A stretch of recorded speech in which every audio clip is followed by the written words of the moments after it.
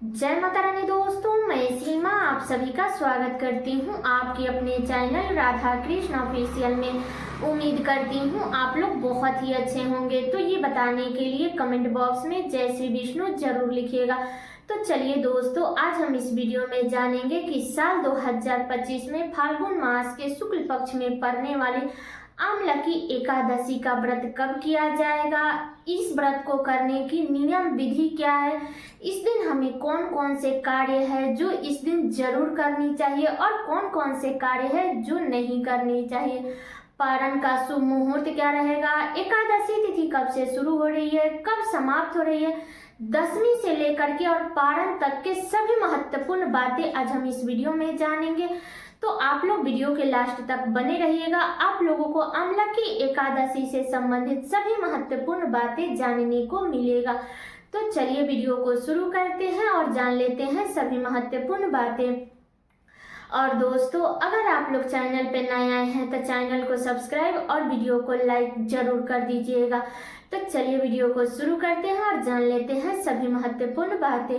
तो सबसे पहले बता दूं दोस्तों कि फाल्गुन मास के शुक्ल पक्ष में पड़ने वाली एकादशी को आमलकी एकादशी कहा जाता है, जिसे आंवला एकादशी भी कहा जाता है, रंग भरी एकादशी भी कहा जाता है। तो इस एकादशी को कई नामों से जाना जाता है, ठीक है।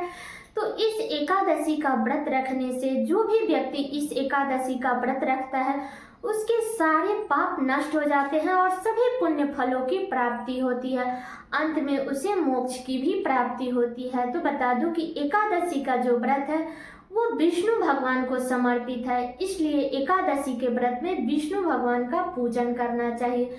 तो बता दूं कि अब की बार साल 2025 में आमलकी एकादशी का जो व्रत है वो 10 मार्च को रखा जाएगा। दिन है सोमवार, ठीक है।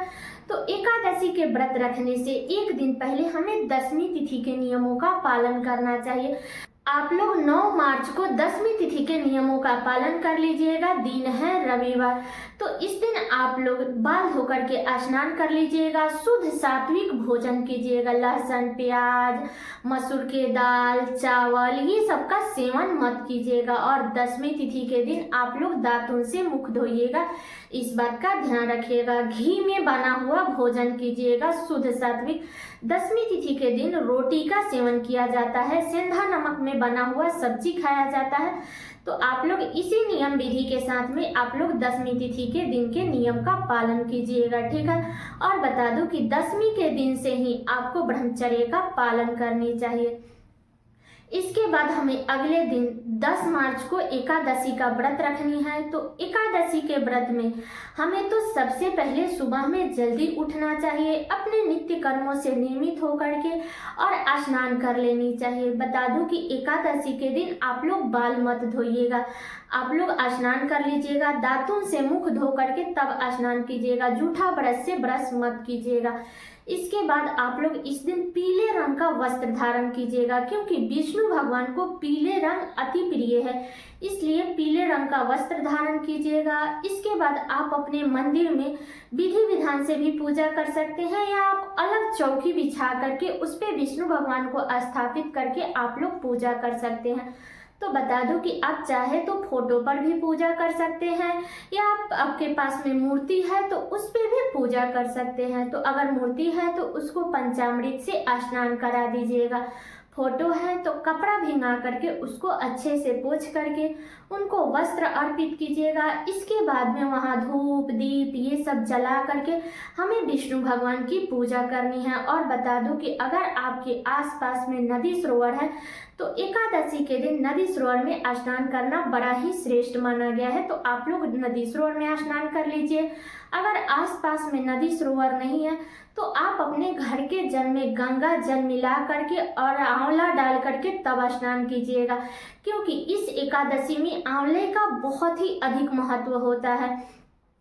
इसलिए इस एकादशी में आंवला डाल करके स्नान कीजिए। आंवला का विष्णु भगवान को भोग लगाइएगा। जो मौसमी फल आ रहे हैं उसका तो हमें भोग लगानी ही है। विष्णु भगवान का जो प्रिय भोग है केला, उसका भी भोग लगा दीजिएगा, लेकिन उसमें आंवला जरूर डालिएगा, ठीक है।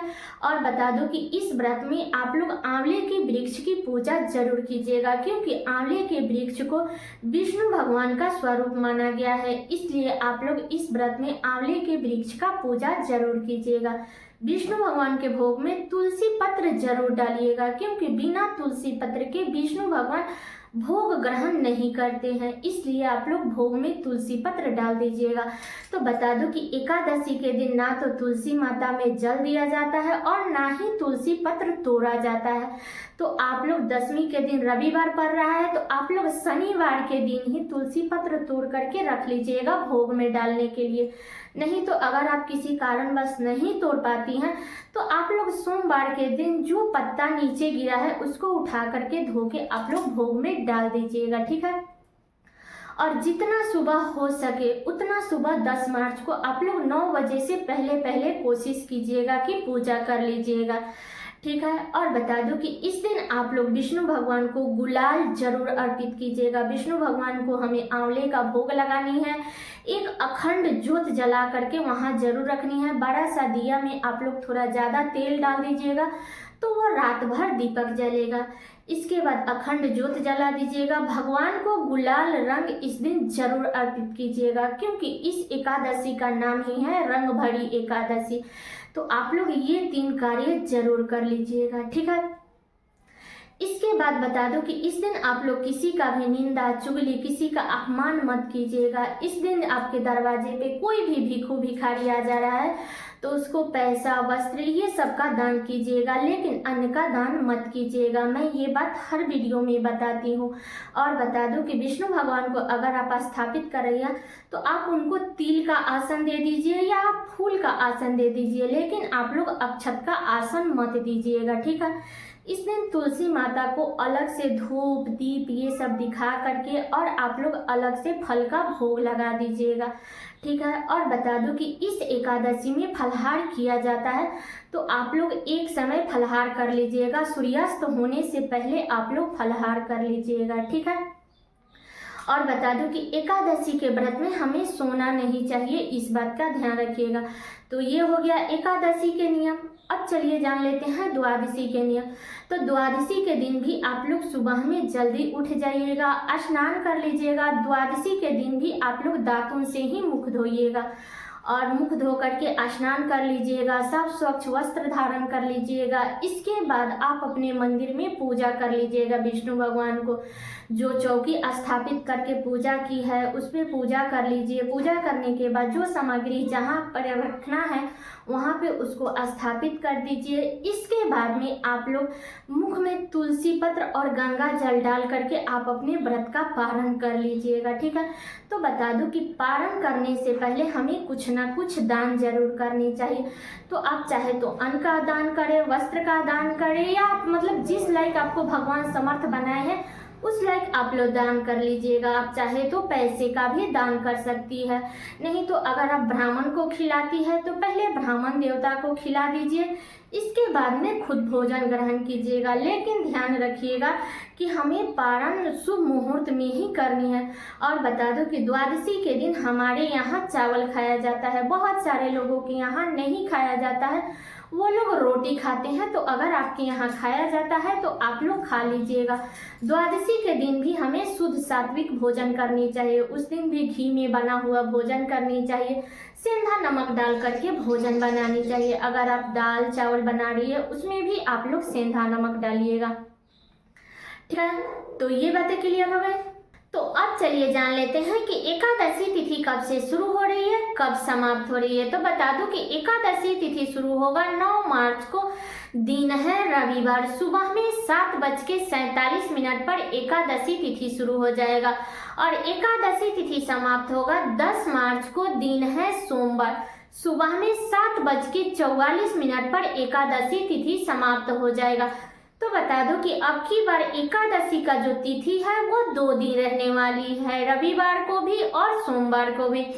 तो बता दो कि जब कोई भी तिथि 2 दिन की लगती है ना, तो हमें पीछे वाली तिथि के दिन हमें व्रत रखनी चाहिए, क्योंकि आगे वाले तिथि में टूट भांग रहती है, इसलिए आप लोग 10 मार्च को आमलकी एकादशी का व्रत रखिएगा। ठीक है, अब चलिए जान लेते हैं पारण का शुभ मुहूर्त। तो पारण का जो शुभ मुहूर्त रहेगा वो 11 मार्च को सुबह में 6:44 से लेकर के और 8:13 तक रहेगा। तो इसी बीच में आप लोग एकादशी के व्रत का पारण कर लीजिएगा। ठीक है, तो सारी बातें क्लियर हो गई आमलकी एकादशी से संबंधित। उम्मीद करती हूँ कि आप लोगों के लिए वीडियो बहुत ही उपयोगी होगा। तो ये वीडियो मेरा यहीं तक का था। कैसा लगा ये वीडियो आप लोग कमेंट करके जरूर बताइएगा। चैनल पे नए हैं तो सब्सक्राइब कर दीजिएगा, वीडियो को लाइक कर दीजिएगा और वीडियो को शेयर कर दीजिएगा, ताकि हर किसी को आमलकी एकादशी से संबंधित सभी महत्वपूर्ण बातें जानने को मिल सके। तो चलिए दोस्तों, मिलती हूँ अगले वीडियो में किसी नए वीडियो के साथ में। तब तक के लिए नमस्कार।